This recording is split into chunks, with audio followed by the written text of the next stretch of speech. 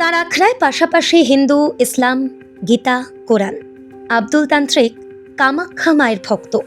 শিবদুর্গার পাশে উর্দুতে লেখা ধর্মকথা। ইনিও যান গঙ্গাসাগর। মাঝখানে কটা দিন বাবুঘাটে বসেন ধূপ ধুনো জ্বালিয়ে। মানেন না ধর্মভেদ। গঙ্গাসাগরের মুসলিম সাধু বললে বোধহয় অত্যুক্তি করা হবে না।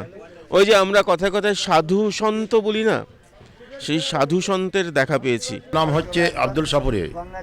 আমার হচ্ছে এই নখানা জিনিস দিয়ে মানুষকে দুঃখ থেকে আপনার ভালো পথে নিয়ে আসা কিংবা মানুষের সংসাধন করার জন্যে। হিন্দু মুসলমান সবাই আমার কাছে সমান, ভাই ভাই একটাই আপনার জিনিস, তাছাড়া দুটো জিনিস না।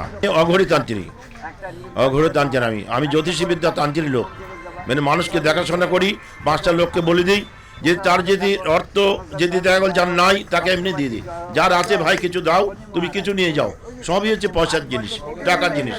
গঙ্গাসাগরে আমি সবসময় যাই। সুতরাং আমরা যতই বলি না কেন, হিন্দু মুসলিম ভেদাভেদ করি না কেন, দেখুন এমন সন্ত এমন সাধু রয়েছেন যিনি নাম আব্দুল কিন্তু যান গঙ্গাসাগর।